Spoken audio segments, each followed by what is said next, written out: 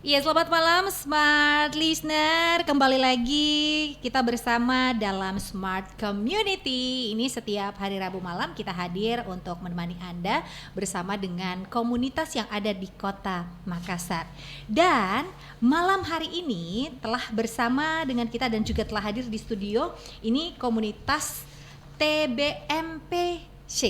Nah, apa dia itu komunitasnya? Ini kalau dari singkatannya ini cukup panjang dan pastinya sangat menarik sekali. Ini adalah The Bugis Makassar Polo Besi Club. Nah, ini adalah salah satu komunitas yang sangat menarik sekali untuk kita bahas pada malam hari ini bersama saya Priscilla ini. Tentu saja kita akan ngobrol lebih dalam apa sih sebenarnya di dalam komunitas ini, apa aja yang udah mereka lakukan, kemudian anggotanya siapa aja, dan kalau kita lihat juga nih di studio sudah hadir, kita juga sudah menghadirkan ada beragam benda-benda pusaka, plus ada buku juga yang hadir di tengah kita. Nah, nanti kita mau tahu lebih dalam lagi ini bukunya berbicara mengenai apa dan kapan dirilisnya. Oke, untuk itu kita akan menyapa terlebih dahulu yang sudah hadir di studio bersama dengan kita ada Kak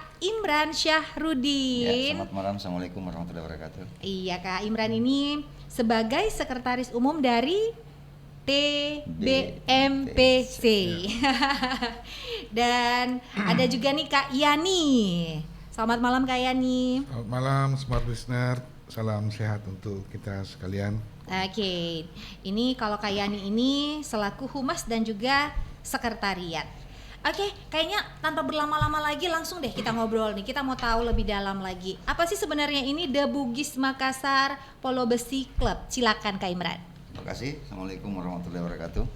Alhamdulillah malam hari ini kami bahagia sekali diundang dari Smart untuk berbicara tentang komunitas yang ada saat ini, yang kami kebetulan di dalamnya terlibat. Alhamdulillah. The Bugis Makassar Polo Besi Club. Saya cerita dari awal dulu ya. Benar-benar. Bagaimana sejarah terbentuknya. Bermula persahabatan seorang perantau, Bapak Ahmad Ube, sarjana hukum, merantau ke Jakarta dan saat ini beliau itu berdomisili di sana. Perkenalannya dengan Bapak Mas'ud Saleh melalui salah seorang tokoh perkerisan saat itu, Bapak Guritno. Diperkenalkanlah salah satu lagi dari kolektor atau pemerhati benda-benda pusaka. Baik. Yang berasal dari Bugis Makassar, kemudian berdomisili tetap di Jakarta, yang bernama Andi Irfan Sulfikar. Akhirnya nanti Andi Irfan dan Ahmad Ube ini menjadi ketua dan salah satu Pak Andi Irfannya ini sebagai penasehat di TBMPC.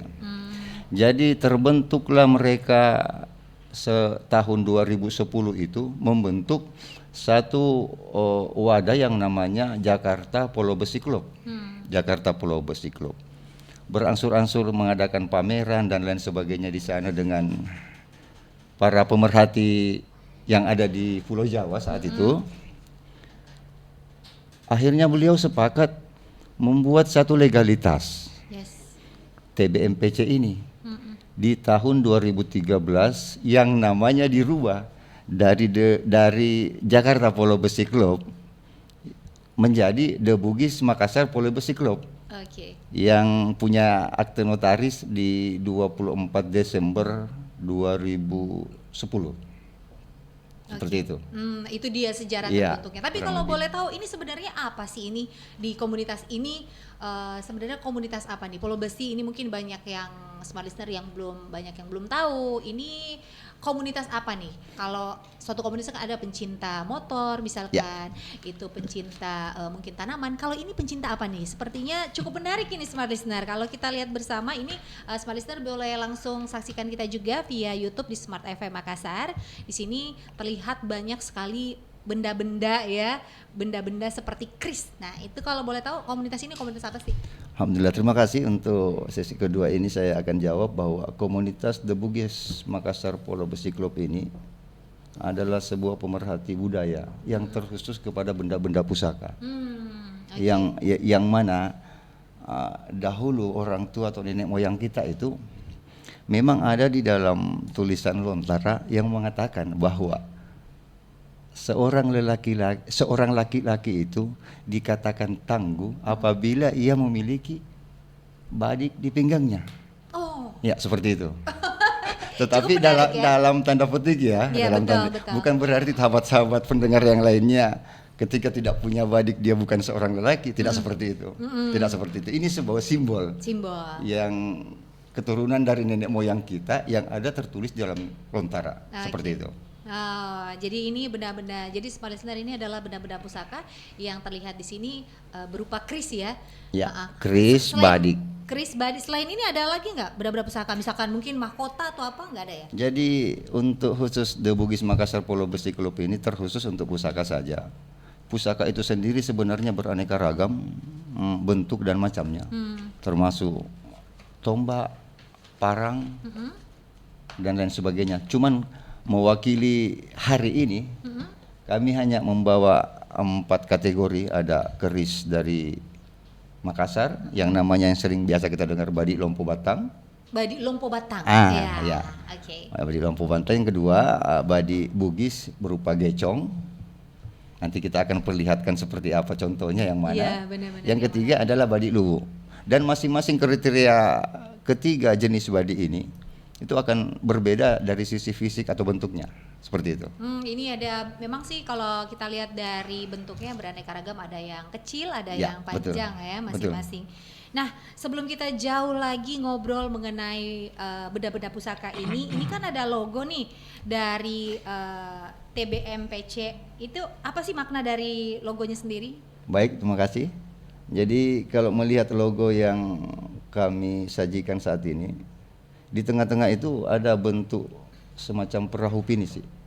Mungkin sebagian besar Bugis Makassar atau kita masyarakat Bugis Makassar sudah mendengar, sudah mengetahui definisi seperti gambar logo pinisi, bahwa ini adalah peninggalan-peninggalan atau karya-karya nenek-nenek kita terdahulu.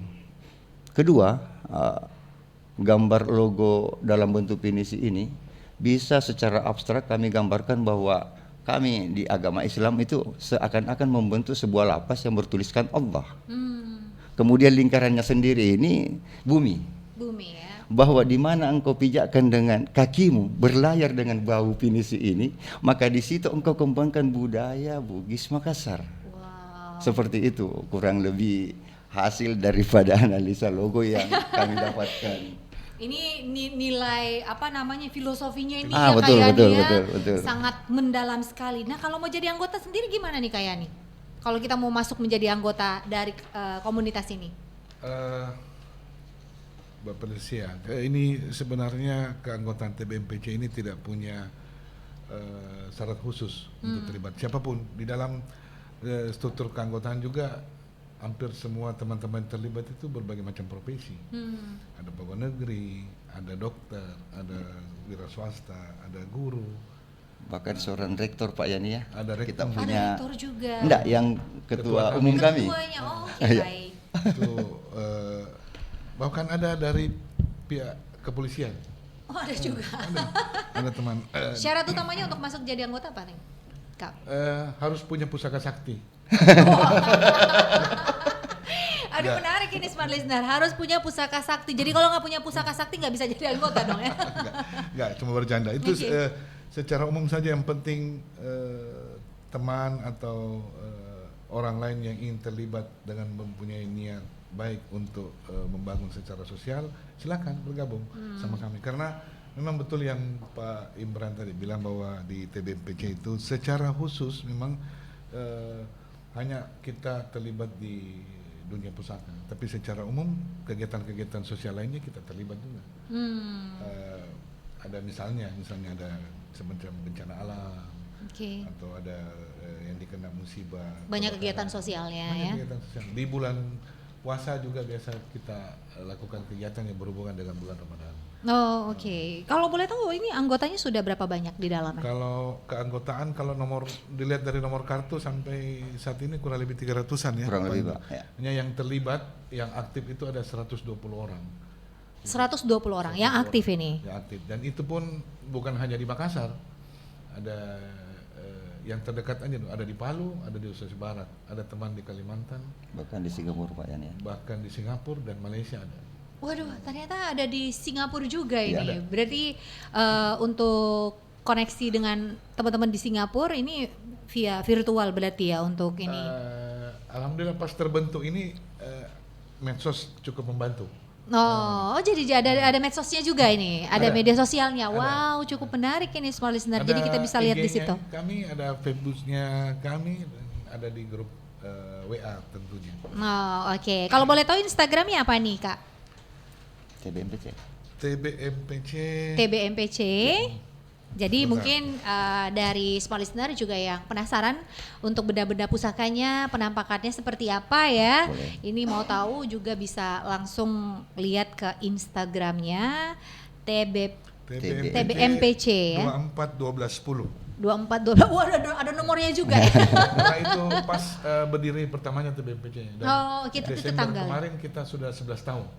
Wow, 11 tahun. Ini sudah 1 dekade berarti. Alhamdulillah. Alhamdulillah sudah cukup lama juga. Oke, nah nanti kita juga mau ngobrol mengenai bagaimana sampai Kak Imran dan juga Kak Yani ini bisa sangat tertarik sekali dengan benda-benda pusaka. Dan kenapa disebut benda pusaka? Sementara kalau kita lihat sih ya dari penampakannya mungkin bisa dibuat ya atau mungkin bisa diperbanyak lah oleh orang-orang. Kriteria menjadi benda pusaka itu seperti apa? Nanti kita akan ngobrol.